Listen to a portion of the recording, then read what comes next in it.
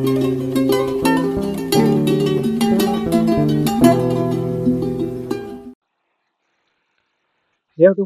Back to another question. तो आज जो हमारा क्वेश्चन है वो है फैक्ट्री मेथड और उसका एग्जांपल। ठीक है, ये भी इंपॉर्टेंट क्वेश्चन है और डायरेक्टली इंटरव्यू में ऐसे ही पूछा जाएगा। ठीक है, तो इसका पहले मैं आप लोग को एक रिकैप ले लेते हैं। फैक्ट्री मेथड करता क्या था? फैक्ट्री मेथड क्या करता था, अगर याद हो आपको, इंटरफेसेस पे काम करता था। किस में काम करता था? इंटरफेसेस पे। INTERFACE।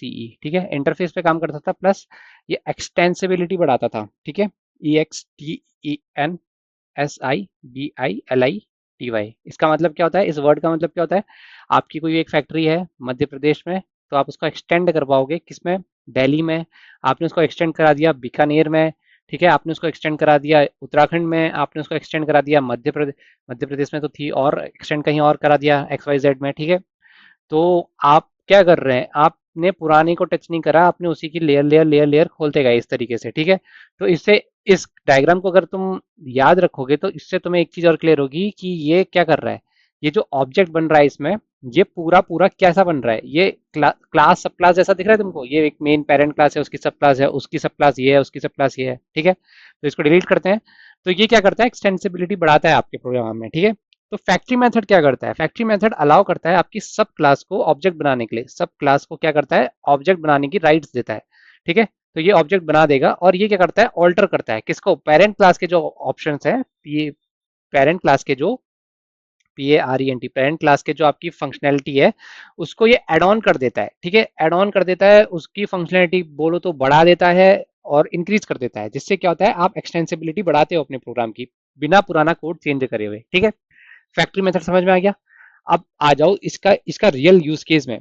ठीक है, जैसे कि अगर आपको कोई ऑब्जेक्ट बनाना है, ठीक है, लेकिन एग्जैक्ट टाइप का ऑब्जेक्ट बनाना है जो डिटरमाइन करे उसकी सब क्लास के थ्रू। ठीक है, जैसे कि आपकी पेरेंट क्लास में दो ही फंक्शनैलिटी थी, अब आपकी सब क्लास में आपको चाहिए तीन फंक्शनैलिटी हो। जो दो थी वो तो इसमें हो और एक तीसरी भी हो, तो आप इसका ऑब्जेक्ट बनाओगे ना उस फंक्शनैलिटी को ऐड करने के लिए। ठीक है, ये उसका एग्जाम्पल है। ठीक है, उसके बाद अगर आपको ट्रांसफर करनी है अपनी रिस्पॉन्सिबिलिटी, किसकी? पेरेंट क्लास की रिस्पॉन्सिबिलिटी ट्रांसफर करनी है आपको सब क्लास को, बिना अपने कोड को चेंज करे हुए। तो क्या करते हैं हम उस केस में? हम क्या लिखते हैं? हम लिखते हैं क्लास बी, ये हमारी सब क्लास है, एक्सटेंड लिखते हैं ना, ये XTENDS, एक्सटेंड ए, इस तरीके से ही लिखते हैं। तो ए की सारी प्रॉपर्टी इसमें आ गई ना। ठीक है, ए की सारी प्रॉपर्टी इसमें आ गई। अब बी में उसको दोबारा लिखने की जरूरत है नहीं है, तो बी अगर ए में, जैसे यहाँ पे मैंने बोला दो उसके पास फंक्शंस थे, तो दो फंक्शंस आ गए हैं। बी के अंदर आप एक नया फंक्शन बनाए, न्यू फंक्शन बनाया। ठीक है, अब इस फंक्शन को ऐड यूज करने के लिए आप क्या करोगे? बी का ही तो ऑब्जेक्ट बनाओगे। इस वजह से तो सब क्लास का ऑब्जेक्ट बनता है, जो क्या करता है? ऑल्टर करता है पेरेंट क्लास को। पेरेंट क्लास को कैसे ऑल्टर करता है? क्योंकि इसने इसको एक्सटेंड कर लिया, तो बी से ए के फंक्शन भी कॉल कर सकता है।